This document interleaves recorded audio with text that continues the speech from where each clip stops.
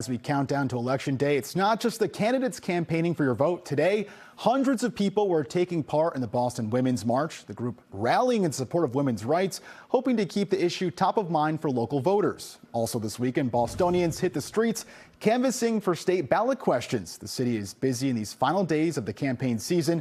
Our Mary Marcos has more on the political events underway this weekend just before Election Day. These are the messages of the Boston Women's March. We're not going back! We're not going back! Get your bans off our bodies. My body, my choice! And get out the vote. How many of you are going to vote on Tuesday? How many of you can't wait to wake up to a woman president?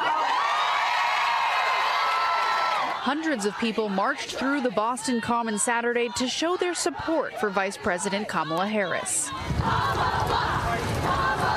We've got less than 72 hours remaining until the polls open. The Department of Justice is monitoring 8 polling locations on Election Day in Massachusetts amid growing concerns over election fraud. Today's message is that we want everybody to vote. And this is it. This is the home stretch, the final push. Meanwhile, in Dorchester, people are canvassing for ballot question 3, where voters will decide whether or not Uber and Lyft drivers can unionize. As an individual, when I go to the Uber office, usually they don't really listen what I'm asking them. But as a union, we help us to be together and then end up having good contract. Forming a union would mean drivers could potentially engage in collective bargaining over wages, benefits, and other work conditions. The Attorney General just reached a recent settlement with the rideshare companies that began to set a basic standard in this industry, but it's just a start. Now, the candidates are also very busy making their final bids to voters. In fact, J.D. Vance and Donald Trump Jr. will be holding a rally in Derry, New Hampshire tomorrow night.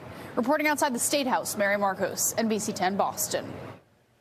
And make sure you get all the information you can before stepping into the voting booth on Tuesday. We put together a complete breakdown of the state ballot questions and other local elections on the 2024 ballot.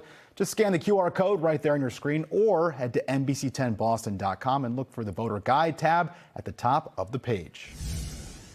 And also join NBC 10 Boston and NBC News Live for election night coverage on the ground here in New England and all across the U.S. Get up-to-the-minute race results as polls close on Tuesday. Live local coverage starts at 4 on Election Day. We'll have live updates on local and national races once the polls close and also throughout the night right here on NBC 10 Boston.